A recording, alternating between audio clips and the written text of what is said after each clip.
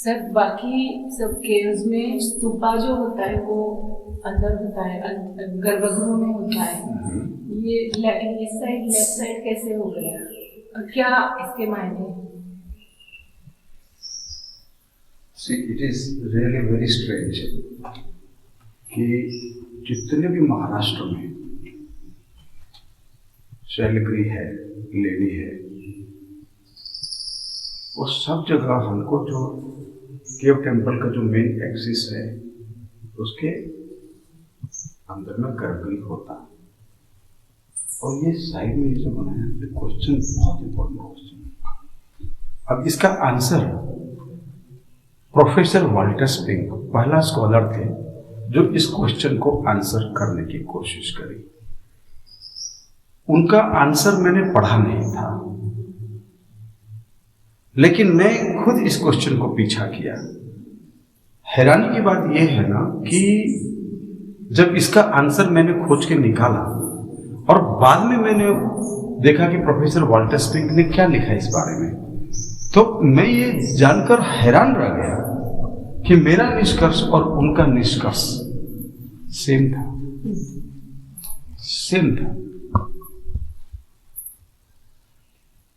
लेकिन उसमें बहुत थोड़ा सा फर्क था। तो ये जानना बहुत जरूरी है कि प्रोफेसर वाल्टर स्पिंक का क्या आंसर है और बाद में हमारा क्या आंसर है।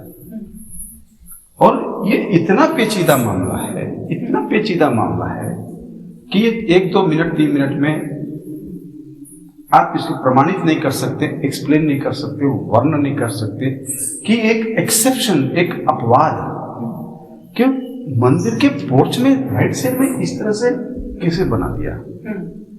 So here is my version. ठीक है, आप प्रोफेसर वाल्टर स्पिंक की जो पुस्तक है जिसमें घटोत्कच केव के बारे में वर्णन किया हुआ है उसके बारे में जाकर के अलग से पढ़ सकते हैं और कंपेयर भी कर सकते हैं और मेरा भी वर्जन कंपेयर कर सकते हैं। हालांकि घटोत्कच केव के बारे में मैंने अलग से कोई भी लेख नहीं लिखा है, अपनी पुस्तक में भी कहीं पे ऐसा वर्णन डिटेल में नहीं किया है। किसी आर्टिकल में मैंने फुटनोट या 1-2 पैराग्राफ लिखा है बस, क्योंकि ये मेरे लिए संभव नहीं है कि हर एक लेने के बारे में अलग अलग लिख सकूं। But my conclusion is this कि जब ये केव बनना चालू हुआ, इसमें क्रोनोलॉजी में आपको जाना पड़ेगा। अगर आप बोलते हैं कि क्रोनोलॉजी मुझे पसंद नहीं है तो आई एम सॉरी टू से आप इस प्रॉब्लम को नहीं समझ पाएंगे, इस आंसर को भी नहीं समझ पाएंगे। ठीक है, बिना क्रोनोलॉजी को कोई भी संभव नहीं है। मुझे वही समझना है ना, तो मेरे दादा, मेरे पिता, मैं और मेरा पुत्र, इसकी क्रोनोलॉजी को अगर आप नहीं समझते ना, then you will not be able to understand me. No, so कहने का मतलब यह है कि chronology is the bedrock of history. So what was happening, professor Walter Spink का बहुत बड़ा ग्रेट कंट्रीब्यूशन है कि उन्होंने ये पहले हमको बताया कि ये 462 ईस्वी में ये सारे केव जो है ना, अजंता, एलोरा, बाघ वगैरह एक साथ चालू हुए। मैंने भी इसको स्वीकार लिया है। थोड़ा सा मैंने इतना ही बताया कि भाई थोड़ा सा मेरा फर्क है। मैं ऐसा कहता हूँ कि शायद ये 460 ईस्वी में चालू हुआ और ये शायद 461 में या 62 में चालू हुआ। उन चीज़ों को जाने दीजिए। बात क्या होती है कि जब यहाँ से वो चालू होता है, केव चालू होता है, हाँ कुछ बता रहे आप? जब केव चालू होता है, जब वहाँ से जब ये चालू होता है, वो एक बहुत ही, जब अजंता में ऑलरेडी केव नंबर 16 चालू हो चुका है और अजंता में सारे इसका पूरा ये अजंता से रिलेटेड है। क्या होता है कि मेरे रिसर्च से ऐसा पता चलता है कि 5वीं सदी में 460 ईस्वी के आसपास जब सम्राट हरिसेन राज कर रहे हैं, जब वराहदेव हैं, एक साथ में लगभग 17 मॉन्यूमेंट्स, कीर्ति टेम्पल एक साथ बनाने प्रारंभ हुए अजंता में। और जब वो पन्ना जब चालू होता है ना, जब 1-2 साल आगे काम बढ़ जाता है और वो पूरा क्लिफ वहाँ पे ऑक्यूपाई हो जाता है, अलग अलग पैटर्न अपना चुन लेते हैं कि मैं यहाँ पे बनाऊंगा, ये बनाऊंगा, पूरा क्लिफ हो जाता है। तो वहाँ से, चूंकि देखिए यहाँ से अगर कार से आएंगे, अजंता से यहाँ आएंगे, तो आपको कम से कम जो है ना 40 किलोमीटर घूम के आना पड़ेगा यहाँ पे, अजंता से यहाँ पे। लेकिन जब आप 5वीं सदी में थे, घोड़े से या पैदल जब आते थे, तो वहां से लेनापुर चढ़िए और वहां से सीधा पर आइए ना, तो केवल आपको 10-12 किलोमीटर के अंदर में यहाँ पे आ सकते हैं। आपको थोड़ा क्लाइंब करना पड़ेगा।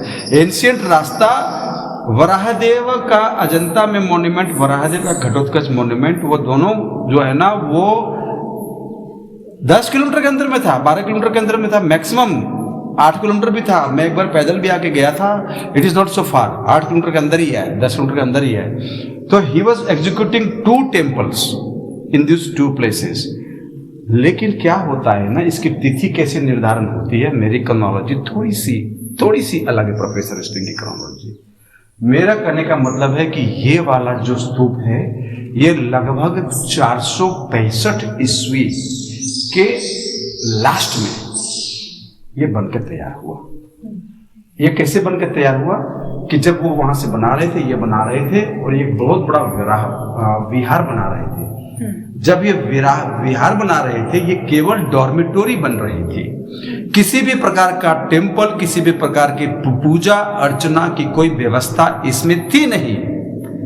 अजंता में भी जितने भी केव टेम्पल आपको नजर आ रहे हैं, उसमें से केव नंबर 19 और केव नंबर 26, इस 2 को छोड़कर के बाकी 17 जिसका नाम मैंने नाम लिया कि 460 ईस्वी में प्रारंभ हुए थे, ये 2 मंदिरों को छोड़ करके बाकी कोई भी मंदिर के रूप में शुरुआत नहीं हुई थी।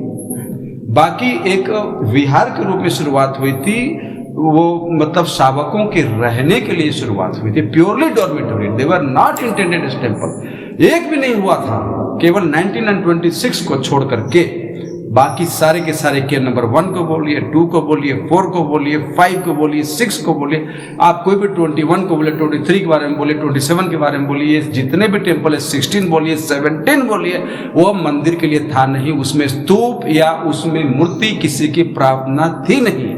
आपको ये सारी आर्कियोलॉजी और लेयर सारा समझना पड़ेगा। आपको वाल्टर स्प्रिंग का सारा समझना पड़ेगा, फील्ड वर्क करना पड़ेगा, एविडेंस उन्होंने जो साइट किया वो देखना पड़ेगा। हर एक चीज के प्रमाण अभिलेख में नहीं मिलते हैं। अभिलेख में कई चीजें मिलती है, बाकी अभिलेख से 50 गुना ज्यादा प्रमाण आपको आर्कियोलॉजी में मिलता है। ये पत्थर बोलते हैं। आपको यहाँ आना होगा और अध्ययन करना पड़ेगा, इन्वेस्टिगेट करना पड़ेगा समझने के लिए। और एक बहुत ही कॉम्प्लेक्स एनालिसिस और एविडेंस के एनालिसिस करने के बाद वो भी निष्कर्ष में आए और हम भी निष्कर्ष में आए। मैं आपको अपना निष्कर्ष बताता हूं कि लगभग 463 या 464 एडी, मैं बोलूंगा 464 एडी में शायद संभवतः 1 साल आगे पीछे गड़बड़ हो सकती है हमारी क्रोनोलॉजी में, रिलेटिव क्रोनोलॉजी में ये काम चालू होता है। That is why this cave is very much, port is also very much developed. और यहाँ चालू होता है और यहाँ चालू होने के बाद इसकी कोई व्यवस्था ही नहीं थी। और ये जो वॉल है, यहाँ से जो वॉल आ रहा है, ऐसा ही वॉल यहाँ पे था। एक भी मूर्ति की व्यवस्था नहीं थी, प्लानिंग नहीं थी, ओरिजिनल प्लान में नहीं थी, ये भी प्लान में नहीं था। और यहाँ पे उन्होंने पिलर बनाना चालू किया, एक स्क्वायर पिलर, जिस तरह से ये बहुत ही ओल्ड स्टाइल का पिलर है। ये बहुत ही ओल्ड स्टाइल का पिलर है। केव नंबर 16 में भी आप देखोगे कि ये बहुत ही सिंपल पिलर है। आप उसको देखिए, ये बिल्कुल ये जो है ना स्क्वायर पिलर है, ये ऑक्टागोनल है और कुछ भी इसमें है नहीं। दिस इज केव नंबर 16 में, केव नंबर 16 के पिलर तो कितना, मतलब ये 4 पिलर भी नहीं है, ये सीधा नीचे में जाके नीचे बैठ जाता है। This is how it is. ना हुआ है, ये भी नहीं है, क्योंकि नीचे में ये जो है ना चौकोर, ये बनाना चाहिए भी उनका बाद में आइडिया आया था। नंबर 17 में भी नहीं है, 16 में भी नहीं है। You will be shocked, even cave number 4 में नहीं है। अर्लीस्ट पिलर जो है वो ऑक्टेगोनल चालू हुए, बाद में उनको लगा कि यार थोड़ा सा कुछ तो एम्बलिश करो। पिलर की अपनी डेवलपमेंट थी।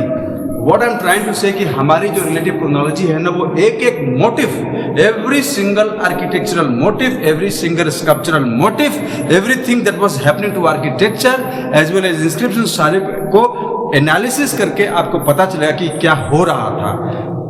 मैं सारे डिटेल में अभी नहीं बता सकता आपको, मैं इतना ही बोलने की कोशिश कर रहा हूं कि हमारा निष्कर्ष क्या है। हमारा निष्कर्ष ये है कि 464 में शायद इन्होंने इसको चालू किया और 465 में वो यहाँ एक्सकेवेट किए, ये पिलर बना रहे थे और अंदर की तरफ वो जा रहे थे, एक्सकेवेट कर रहे थे। आप देख रहे हो ऊपर में not a single trace of painting, plaster का भी एक भी प्रमाण आप दिखाओ मुझे। इस पूरे लेनी के अंदर में पेंटिंग या प्लास्टर हुआ नहीं हुआ। सवाल आता है क्यों नहीं हुआ? इसलिए नहीं हुआ, अगर वो अजंता में सेम बना रहा था, केव नंबर 16 में वराहदेव ने अजंता में पेंटिंग बनाए तो सही है ना, वहां पे पेंटिंग, उसमें भी आप प्रमाण ये पाएंगे, प्रोफेसर वाल्टर स्पिंग का वॉल्यूम्स में साफ साफ प्रमाण करके बना हुआ है, वहां भी पेंटिंग का प्रोग्राम पूरा नहीं हुआ पूरा, आधे में हुआ, बाकी आधा ऐसा ही रह गया। ठीक है, वहां पे बहुत कुछ गड़बड़ हुई। यहां पे तो ऐसा हुआ कि पेंटिंग का और प्लास्टर का काम शुरू भी नहीं हुआ।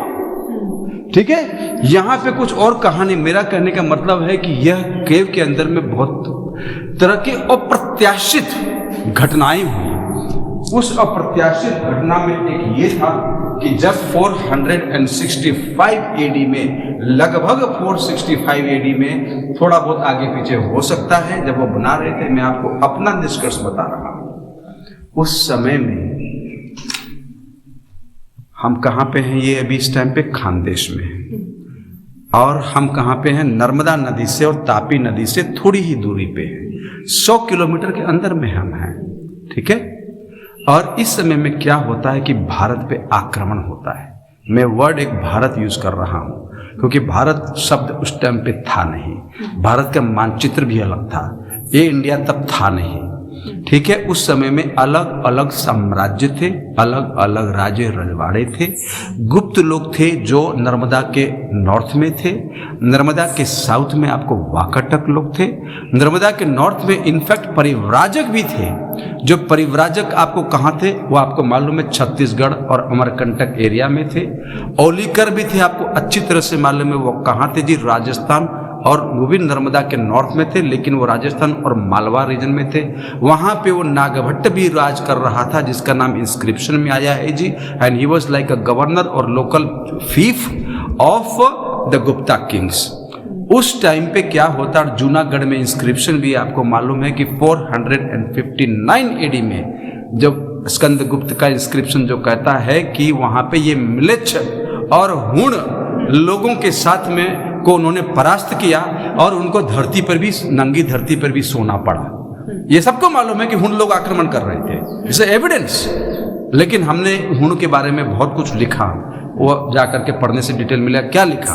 मेरा ये कहने का मतलब है कि हुणों का आक्रमण भारत में बहुत पहले से चालू हुआ, और रिसेंटली जो मेरी नई पुस्तक है, सबसे लेटेस्ट जो पुस्तक है, उसमें तो मैं ये कह रहा हूं कि हुणों का सबसे पहला आक्रमण 447 में हुआ, उसके बाद 459 में हुआ, और इस तरह से आक्रमण होता ही गया।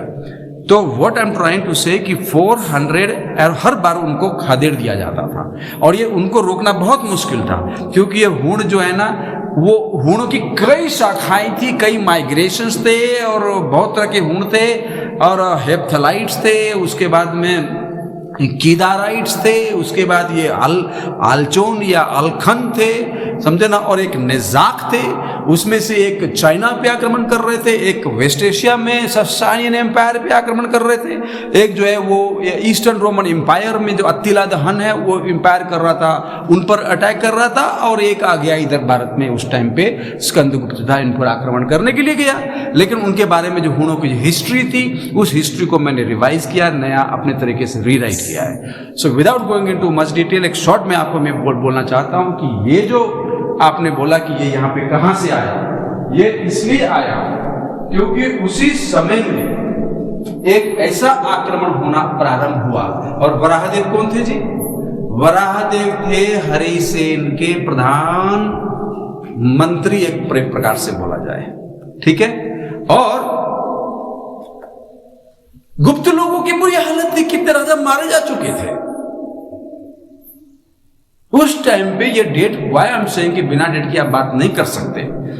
उस टाइम पे जब ये बन रहा था, उस टाइम पे जब ये हरिसेन यहाँ पे राज कर रहे थे, उस समय में जो है ना, ये जो आक्रमण हुआ तो इनको अचानक यहाँ से पश्चिम की तरफ कूच करना पड़ा, उनको मालवा की तरफ जाना पड़ा, गुजरात की तरफ जाना पड़ा, उनको लाट की तरफ जाना पड़ा, जूनागढ़ की तरफ जाना पड़ा, क्योंकि नागभट्ट मर गया, नागभट्ट गया। उसके बाद वो नागभट्ट का कोई वंश मिलता नहीं, पूरा वंश ही खत्म हो गया, और गुप्त लोग खत्म थे एक तरीके से। उन्होंने बाकी इनको वाकाटक लोगों को बोला कि आ जाओ यार, कोलिशन करते हैं, त्रैकुटकों को बोला, कदम्ब को बोला, ऋषि के राजा थे उनको बोला। इन्होंने पूरा एक प्रकार का मिनी नेटो बनाया। ये मेरी थ्योरी है, मैंने ये लिखा है पिछले 5 साल से, बहुत तरह के प्रमाण दे करके लिखा है मैंने, और कई प्रमाण नहीं मिलते हैं तो उसमें रिकंस्ट्रक्शन किया है। कहीं कहीं पे कंजेक्चर करने की आवश्यकता पड़ी, डिडक्टिव इंटरप्रिटेशंस करने पड़े। अभी विद्वान इसको एग्जामिन करेंगे और तब वो बताएंगे कि क्या यह एक्सेप्टेबल है या एक्सेप्टेबल नहीं है। हो सकता है कि मेरी कोई बातें एक्सेप्टेबल नहीं हो, वो बाद में रिवाइज होगी, लेकिन ये सारा का सारा गलत नहीं हो सकता, क्योंकि सिक्कों के आधार पे, अभिलेखों के आधार पे, जियोपॉलिटिक्स के आधार पे, मिलिट्री के आधार पे, आर्ट के आधार पे, आर्किटेक्चर के आधार पे, आइकोनोग्राफी के आधार पे, ये आर्कियोलॉजी के आधार पे मेरी ये सारी मल्टीडिसिप्लिनरी की गई है, और ये गलत नहीं हो सकता। 90% को मैं दावा कर सकता हूँ गलत नहीं हो सकता, 10% संशोधन के चांस हैं। इस एनालिसिस से मुझे ये पता चलता है कि अचानक वराहदेव को छोड़ करके यहाँ से जाना पड़ा। और अभी आपने थोड़ी देर पहले आपने जिक्र किया महाड़ का। Here I am trying to tell you once again कि महाड़ एरिया को हरिसेन ने अपने में मिला लिया था, क्योंकि एक नॉर्थ में you had one empire, Gupta empire, और साउथ में गुप्ता लोगों ने खुद वाकाटक को बताया कि यार वेस्ट से अगर इनको रोकना है तो आप सबसे पहले ये ईस्टर्न वाकाटक, वेस्टर्न वाकाटक के ये दोनों ब्रांच सबसे पहले मिल जाओ, और नीचे वाले सारे राजाओं मिल जाओ, और हम सब आपस में मिल जाते हैं, और तब हमारी कलेक्टिव आर्मी जो है ना इन हुनों को रोक सकती है, वरना हम सब मारे जाएंगे। और एक के बाद कितने राजा गुप्त लोगों के मर जा चुके थे, और ये सब छोटे छोटे जो राजा थे जो है ना, ये सारे लोगों ने बोला कि जब गुप्त लोग जब नहीं रोक पा रहे हैं, वो दे आर डाइंग, है ना, तो हम क्या हैं जी। तो इस सबकी मजबूरी थी काम करना। So it was in everybody's interest कि Harisena should create a big empire, and with the help of the Guptas, with the help of everybody, it was a bloodless integration of all the Indian kingdoms. और वो करता है, और कहने का मतलब ये जो धर्म का कार्य कर रहे थे वो, जब उस टाइम पे पीस था सब जगह। क्यों?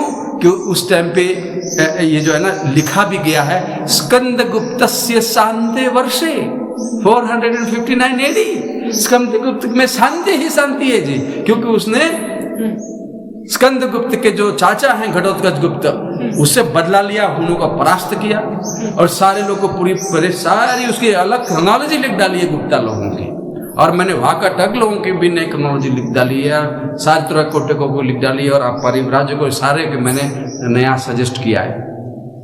तो होता क्या है कि उस टाइम पे चूंकि उसको ये छोड़ छाड़ करके, कहने का मतलब वो महाड़ में भी जिसकी बात आप कर रहे थे, वहां भी वो कुछ करने की कोशिश कर रहा था। He was trying to make one shrine over there, और यहाँ पे वो स्तूप श्राइन बनाना चाहता था। अब स्तूप श्राइन की आइडिया बीच में आ चुकी थी। 465 AD में बहुत कुछ हुआ था। गांधार प्रदेश से लाखों की संख्या में रिफ्यूजी भारत आ गए थे, क्योंकि वहां मार्केट मची हुई थी। अब गांधार हिस्ट्री में भी बहुत सी बातें मैंने की है कि गांधार का खत्म कैसे हुआ। वेस्टर्न अभी बहुत से स्कॉलर ये बता नहीं पाए कि it has something to do with Gandhara.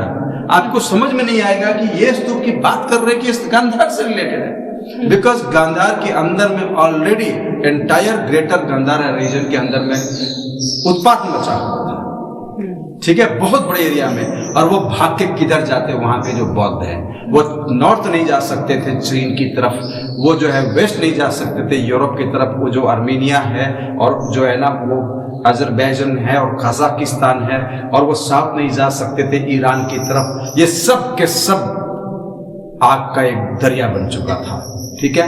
उनको एक ही जगह थी कि उनको मालूम था कि इंडिया के अंदर में जम्बू द्वीप में इस समय में स्कंदगुप्त से शांति वर्षे 459 AD date to be mention, ठीक है। और वो कहता है गौरव से कि हमने हुनों और ब्लैक्चों को परास्त कर दिया है। तो पीस कहाँ मिलेगा? यहाँ मिलेगा। और फिर भी वो नॉर्थ में नहीं गए, मथुरा की तरफ नहीं गए, नालंदा की तरफ नहीं गए, गंगा के उस पार नहीं गए, क्योंकि 50 साल से हुन लोग आक्रमण किए ही जा रहे थे। और वहां से सीधा वो कश्मीर से आते थे, राजस्थान से आते थे, पंजाब से आते थे, गुजरात से आते थे, and this northern belt was the easy target. So आप जब छुपने के लिए वहां जा ही नहीं सकते थे। और Gupta kings were in the tatters, they were in very bad condition. इन ये जो मैं बता रहा हूं आपको, 5वीं सदी का मध्य 450s, 460s and 70s and 80s and 90s, ये पूरा आपको गुप्ता का पूरा हिस्ट्री आपको मालूम है। They were in very bad condition, everything was in horrible condition.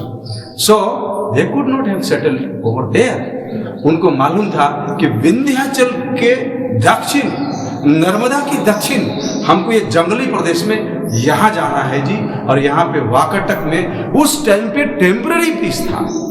जब वो वहां पे आए तो वो कहने लगे कि यार तुम लोग ये क्या कर रहे हो, क्योंकि अजंता जब प्रारंभ हुआ, आई टोल्ड यू कि केव नंबर 19 और केव नंबर 20 केवल मंदिर था, उसमें वो स्तूप की पूजा की व्यवस्था थी, बाकी में नहीं थी। क्योंकि इंडिया के अंदर में दक्षिण में रॉकेट मॉन्यूमेंट्स में पूरे अशोकन टाइम से लेके सातवाहन टाइम से लेके ये 5th सेंचुरी एडी तक, 464 एडी तक। और ये मैं प्रोफेसर वाल्टर स्पिंक से थोड़ा सा अलग बातें कर रहा हूँ, और ये सारी बातें मैं उनसे थोड़ा अलग कर रहा हूँ। ये अप्रकाशित, ये नए तथ्य हैं।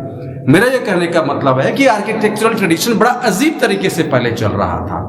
आप 3 प्रकार के आर्किटेक्चर बनाते थे, या तो पूजा के लिए मंदिर बनाते थे, लेकिन उस मंदिर में भिक्षुओं के रहने की व्यवस्था नहीं हुआ करती थी। केव नंबर 19 में कोई भी सेल की व्यवस्था नहीं थी, 26 में कोई सेल की व्यवस्था नहीं थी, वहां आप रह नहीं सकते थे। Just like Ajanta cave number 9, there is no cell over there, you can not, nobody can live there. ठीक है, इसी प्रकार से आप केव नंबर 30 ले लो अजंता, उसमें क्या है, केवल सेल्स है और डॉर्मिटोरी है, उसमें कोई स्तूप नहीं, कोई पूजा करने की व्यवस्था नहीं है। यानी Buddhist monastery, Buddhist architecture 3 principle पे चलता था। वन वाज जिसको आप बोलते हैं पूजा करने के लिए, वर्शिप करने के लिए बनाते थे, और इट वाज मोनोफंक्शनल, यानी केवल और केवल वर्शिप करने की व्यवस्था थी, दूसरी कोई व्यवस्था थी नहीं। इससे पहले 464 एडी के पहले की मैं बात कर रहा हूं। इतनी बड़ी चीजें होती, and you see why it is here, it has to something to do with all this. दूसरा आप बनाते थे, अगर आप भिक्षुओं के रहने के लिए बनाते थे तो केवल रहने के लिए ही बनाते थे, दूसरी कोई व्यवस्था वहां पे पूजा की व्यवस्था होती नहीं थी। और एक तीसरे प्रकार का जो आर्किटेक्चर होता था, जिसको मंडप बोलते थे, या प्राकृत में या पाली में मटप बोलते हैं, वो मटप में केवल कांग्रीगेशन या असेंबली या डाइनिंग या रेस्टिंग की ही व्यवस्था होती थी। और वो महाड़ का जिसकी आप जिक्र करते हैं, उस हॉल के अंदर में आप देखना कि उसमें सेल नहीं थे, वो सेल बाद में बनाए गए, वो हरिसेन ने बनाया, सॉरी वराहदेव ने बनाया बहुत बाद में। उसके बहुत से लेयर से डेवलपमेंट है, महाड़ की बात में हम बाद में करेंगे। What I am trying to say here कि जब वो वहां से आए तो कहने लगे कि यार तुम लोग ये क्या कर रहे हो। हम लोग गंधार में क्या करते हैं ना, एक ही मंदिर के अंदर में तीनों व्यवस्था करते हैं जी, पूजा भी है और असेंबली भी है और कांग्रेगेशन भी है और भिक्षुओं के रहने की व्यवस्था भी है। And same thing by the way was also there in Nagarjunakonda and Amaravati, but that was a long date, because after Nagarjunakonda 3rd century AD के बाद कुछ भी नहीं हुआ। एक गैप था, एक अंतराल था भारत में, उसका एक अलग से मैंने कुछ थ्योरीज वगैरह दी है। ये एक रिवाइवल का पीरियड था, बीच में 100-150 साल तक बौद्ध लोगों ने निर्माण कार्य लगभग नहीं किया था पूरे भारत देश में, दक्षिण में, डेक्कन में हमको नहीं मिलता है। अब उसके बाद ये रिवाइव करते हैं ना, तो they revive with the older norm of architecture, जिसको हम बोलते हैं मोनोफंक्शनल आर्किटेक्चर और duo functional architecture. But here what you have is tri functional architecture, because you have worship, okay, and you have residential and at the same time you have congregation. ये जो revolution हुआ, ये revolution तब हुआ, ये वराहदेव के समय में हुआ, और ये तब हुआ भारत द्वीप में अचानक। 800 साल में हो रहा था। You think they were all stupid and idiots? No. The thing is कि ये जो गंधार से आए, लाखों की संख्या में रिफ्यूजी आए, भाग करके आए, अपनी जान बचा करके यहाँ रिफ्यूजी आए, और वो आए तो बोलने लगे कि सर हम लोग तो इस तरह से बनाते हैं वहां पे। तो it was a very smart idea, very smart idea, because अब आपको 3 भवन नहीं बनाने की जरूरत है। आप खर्चा को 1/3 कर सकते हैं, टाइम को 1/3 कर सकते हैं, एक ही भवन में 3 चीजें कर सकते हैं। तो इसको मैं बोलता हूँ ट्राई फंक्शनल आर्किटेक्चर। और अजंता में और मेरे लिस्ट में मैंने बनाया है, अजंता नहीं, बाग नहीं, कुल मिलाकर के 24 साइट्स की मैंने लिस्ट बनाई है जो कंटेम्पररी उसी टाइम पे चल रहा था इस पूरे विभाग में, इंक्लूडिंग कान्हेरी, इंक्लूडिंग कोंडाविते, इंक्लूडिंग जो है ना बहुत मैंने सब लिस्ट बनाया है, इवन औरंगाबाद, और ये सब चल रहा था। इस ट्राई फंक्शनल आर्किटेक्चर के दौरान में इन्होंने बोला कि यार अब इसको हम डॉर्मिटोरी जब बना रहे थे ना, तो अब इसमें हम श्राइन भी बनाएंगे। तो उस समय में जब श्राइन बनाने का फैसला किया, वो भी श्राइन के अंदर में जो भगवान स्थापित होने वाले थे, उस समय में भगवान शब्द का भी इस्तेमाल नहीं होता था, bye the way. Buddhist text में भगवान शब्द आया है, लेकिन उस समय में नहीं था, क्योंकि उसमें में पाली ग्रंथ अलग, उसमें ग्रंथ अलग थे, पूजा अलग थी, कल्ट अलग था। उस समय में हम श्रावकयान बोलते हैं, सावकयान बोलते थे। उस समय में सावकयान में उस टाइम पे वो स्तूप की पूजा करते थे, और अंत में बाग में आपने देखा है कि अंदर में केवल स्तूप ही है। और अजंता में भी के नंबर 16 में स्तूप बना रहे थे, के नंबर 17 में स्तूप बना रहे थे, 1 में स्तूप बना रहे थे, 2 में स्तूप बना रहे थे, ये सब जगह स्तूप बना रहे थे, और प्रतिमा की व्यवस्था नहीं थी। अब जब इसको मिलिट्री के लिए कूच करना पड़ा, जब ये अचानक आक्रमण हुआ, अब वराहदेव को यहाँ से जाना पड़ रहा है इस वार के सिचुएशन में, उस समय में उसने बोला कि अब मेरे लिए संभव नहीं है कि ये पूरा भवन को मैं एक्सकवेट कर सकूं। तो अंत में क्या बोला कि अंत में हमको अब मैं युद्ध से वापस आऊंगा कि नहीं पता नहीं, इसके लिए मुझे जो भगवान को करना है तो एक काम करो, स्तूप बना दो, कहीं भी बना दो। और उन्होंने यहाँ पे रॉक सब पड़े हुए थे, ये काम पूरा नहीं हुआ था, यहाँ पे ही उन्होंने स्तूप बना दिया। ये स्तूप यहाँ पे इतना ऑड, ये इस बात का प्रमाण है कि something very frightful had happened, कुछ बहुत ही भयावह हुआ था कि प्रधानमंत्री वाकाटक नरेश वराहदेव उसको इस तरह से चीज करनी पड़ी। तो उसने ये बनाया, लेकिन जब स्तूप बनाया तो लेट मी टेल यू, यह प्रतिमा तब नहीं थी, यह भी प्रतिमा नहीं थी, यह कोई भी प्रतिमा नहीं थी, उस समय में कोई भी नहीं थी। वो कूच करने गया है, ये बना दिया, इसको प्राण प्रतिष्ठा उसने कर दी। प्राण प्रतिष्ठा करके, क्योंकि अल्टीमेट एम क्या होता है मंदिर बनाने का, आप स्वर्ग जाना चाहते हैं, आपको पुण्य चाहिए होता है, करेक्ट। आज भी हम ऐसा ही करते हैं। अगर आपने मूर्ति की, अपने देवता की बना तो लिए, लेकिन प्राण प्रतिष्ठा नहीं किए तो आपको कोई पुण्य नहीं मिलने वाला।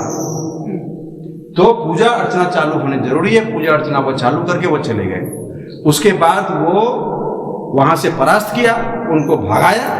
मैंने पूरा 10 बार आक्रमण किया है, वो 10 बार भगाया उसको, लेकिन हर बार कई राजा मारे जाते हैं। उसका भी मैंने लिस्ट वगैरह दिया है कौन कौन से राजा मारे जाते हैं। बट वराहदेव विक्टोरियस होके आता है वापस, और जब वो आता है तो काम को वापस चालू करता है। लेकिन 10 साल तक उसके सारे लेनी में काम बंद हो गया, क्योंकि अब उसके पास बहुत जरूरी हो गया कि बाकी प्रांतों को जितना चालू करे, क्योंकि 464 एडी तक उसने केवल अपने जो उसका जो वत्सगुल्म में, ये वत्सगुल्म में जो हरिसेन का जो था, उसके आसपास में के जो छोटे मोटे जो थे ना, उनको उन्होंने सम्मिलित किया था। लेकिन और भी उड़ीसा तक या साउथ में और भी ये सब कदम है, नॉर्दर्न कर्नाटका है और ये कोकण का जो पूरा एरिया है, इसको भी सम्मिलित करना बहुत जरूरी था। तो ये सब जगह जाना उसके लिए बहुत जरूरी था। पहले military and integration and political integration ये बहुत जरूरी था, क्योंकि वो तो अटैक करते ही रहते थे। वो पूरा दुनिया में हूण लोगों ने उत्पात मचाया हुआ था। सो ये उसके लिए था। 10 साल तक ये नंबर 16 में काम बंद रहा। प्रोफेसर वाल्टर स्पिंक ने भी लिखा है, लेकिन किस लिए बंद रहा वो उनको पता नहीं चल पाया। मैं आंसर दे रहा हूं, ये हूणों के उत्पात की वजह से। और यहाँ पे भी 10 साल काम बंद रहा। इसके लिए प्लास्टर नहीं हुई, इसके लिए पेंटिंग नहीं हुई, बहुत तरह की चीजें यहाँ पे नहीं हुई। और महाड़ में भी उन्होंने क्या किया था कि एक पुराना विहार 3rd सेंचुरी बीसी का, 2nd सेंचुरी बीसी का ऐसे पड़ा हुआ था, एक मंडप पड़ा हुआ था। उन्होंने बोला कि यार इसको हम क्या करते हैं ना, तो मंडप बनाते हैं। वहां पे भी उसको अप्रोप्रिएट कर करके काम चालू किया था, लेकिन उधर भी उनका काम अधूरा रह गया। तो वहां पर भी उन्होंने स्तूप इस तरह से बनाया और यहाँ पे भी स्तूप बनाया। 10 साल तक काम बंद रहा यहाँ पे। जब वो वापस आते हैं, जब वो वापस आते वहां से, वहां पे आकर के जब वो it was almost 477 AD, professor Walter Spink की कई थ्योरी हम लोगों ने एक्सेप्ट कर ली है। मैंने सारे एविडेंस को एग्जामिन किया है, वो कई जगह पे, ज्यादातर जगह पे साइंटिफिकली राइट है, एविडेंस के आधार पे राइट है। अब उनके आधार पे बोलते हैं कि जब वो चालू किया तो हमको स्तूप बनाना है जी, और अंदर में जो है ना वो श्राइन, मतलब according to the previous plan वो वहां पे श्राइन बना पाया, he was able to make the shrine over there. लेकिन फिर अटैक होते, कई बार अटैक हुए, 20 साल के अंदर में 3 अटैक होते हैं। फिर उसके पेंटिंग प्रोग्राम नहीं हो पाए, ये नहीं हो पाए, वो पार गई। बाद में आपको मालूम प्रोफेसर वाल्टर स्पिंक ने यह भी बताया कि 477 AD में उन्होंने बोला ये ऋषि का अश्मका वार हो गया और ये अश्मका ने ये वाकटक पे अटैक कर दिया, ये कुछ नहीं, उनकी मनगढ़ंत बातें हैं। He has not supplied a single evidence. Whereas I am trying to say कि हुनों का एक आक्रमण हुआ था 477 AD में, उनका डेट बिल्कुल सही है, लेकिन उसके क्यों हुआ था वो मिलिट्री सिचुएशन वो नहीं बता पाए थे। मेरा प्रस्ताव ये है कि एक 477 का जो था वो सबसे खतरनाक था, उसमें हरिसेन मारे गए और बहुत से राजा मारे गए। इनफैक्ट केवल दहरासेन बच गया था, जो है ना त्रैकुटक में दहरासेन बच गया था, और इसका जो नरेंद्र सेन जो था ना ये बच गया था केवल, और बाकी सारे राजा मारे गए थे, बहुत से राजा मारे गए थे। मैंने सारी लिस्ट बता दी गई है। बताइए उसके बाद क्या होता है ना कि पूरा ये अबैंडन हो जाता है। और मेरे एक थ्योरी में मैंने बताया है कि अफगानिस्तान से लेकर सीलोन तक लाल रंग से दक्षिण भारत, दक्षिण एशिया, पश्चिम एशिया और मध्य एशिया लाल रंग से रंग गया था। राजतरंगिणी में जो लिखा हुआ है कि 60 लाख बौद्धों को मार दिया गया था, और उसमें बताया गया था कि ये म्यूरकुल और तोरमान वो वेताल और काल के समान, यम और वेताल के समान थे उन्होंने, और किस प्रकार से मारकाट मचाई थी उन्होंने, ये सारा कुछ लिखा है विद्वानों ने। लेकिन जिन्होंने ये लेनी में जो एविडेंस छुपे हुए हैं, प्रोफेसर वाल्टर स्पिंक ने जो लिखा है, मिराशी ने लिखा है, हम लोग जो स्टडी किए, इन तथ्यों को एग्जामिन नहीं किया था। तो हुण के बारे में जो उन्होंने अध्ययन किया उनको कोई प्रमाण नहीं थे, और वो कहने लगे कि नहीं ये राजतरंगिणी में जो अकाउंट बताया गया है वो शायद फॉल्स है, शायद फॉल्स है। हम कहते कि नहीं जी करेक्ट है, करेक्ट है, बिल्कुल बिल्कुल सही बात उन्होंने लिखा है राजतरंगिणी में। और उस समय में बौद्धों का, लाखों बौद्धों को मार दिया गया था, और 460 ये 477 के बाद 120 साल तक बुद्धिस्ट एक्टिविटी नजर नहीं आती है। ऐसा कोई प्रमाण हमें नजर नहीं आता कि कोई बुद्धिस्ट एक्टिविटी नजर आ रही है 600 AD तक नहीं नजर आती है। क्या नजर आती है? हिंदू टेम्पल आर्किटेक्चर शुरू होता है, सबको मालूम है, एलिफेंटा शुरू होता है, ये शुरू होता है, वो शुरू होता है, एक पशुपति सेविज्म के बारे में मालूम सारा शुरू होता है। और ये जो हुण लोगों ने अटैक किया, उनके जो सिक्के प्राप्त हुए हैं, जो ब्रिटिश म्यूजियम में है, अफगानिस्तान में है, पाकिस्तान में है, ये 20-30 साल में इतने सिक्के निकले हैं, उन सिक्कों में जाकर आप अध्ययन कर लेना। उनके सिक्कों में इन अलकन उनके सिक्कों में कौन कौन अंकित है? गणेश अंकित है, लक्ष्मी अंकित है, नंदी अंकित है, पशुपति अंकित है।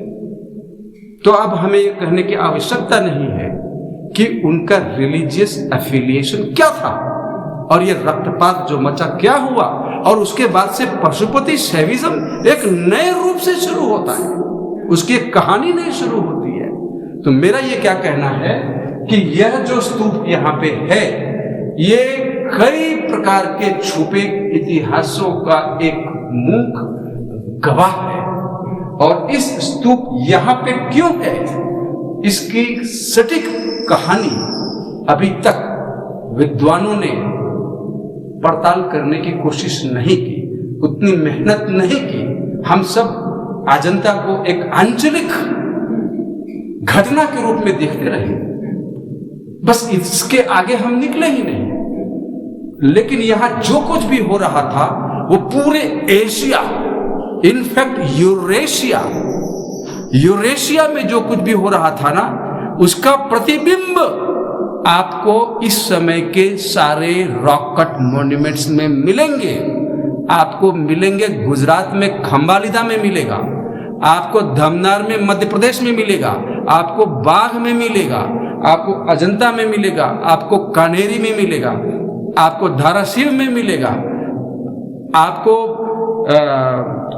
अंकाई टंकाई में मिलेगा, आपको जो है वो कोंडाविते में मिलेगा, आपको मंडपेश्वर में मिलेगा, एलिफेंटा में मिलेगा। आपको 24 एटलीस्ट साइट्स का मैंने नाम बताया, रॉक कट साइट, जहां पे एविडेंस मिलेंगे कि कुछ तो हुआ था उस समय में। सब कुछ अभिलेख में नहीं मिलता आपको, कभी कभी आर्कियोलॉजी में भी जाके देखना चाहिए और आइकनोग्राफी में जाके देखना चाहिए। और बुद्धिस्ट एक संस्कृत बुद्धिज्म आया, गांधार से संस्कृत बुद्धिज्म आया। उसके पहले आपको वेस्टर्न केव्स में संस्कृत नहीं था, आज तक किसी ने बताने की कोशिश नहीं की। परिनिर्वाण कभी नहीं थे, बोधिसत्व कभी नहीं थे, ये सब देखने की बात है। और प्रतिमा पूजा कहां से चालू हुई, अब ये कहानी बिल्कुल अलग है कि ये प्रतिमा कहां से आ गई, तो मैं वो आपको बाद में बताऊंगा।